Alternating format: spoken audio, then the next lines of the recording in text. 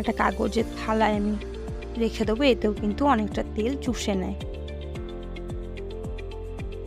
এইভাবে আমি একটা একটা করে মালপোয়া ভেজে নেব।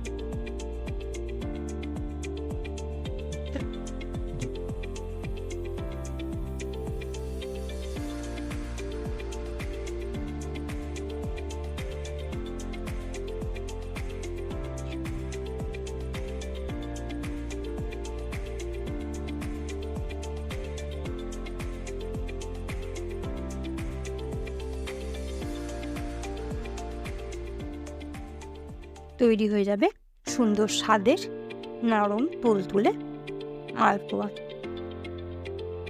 এই যে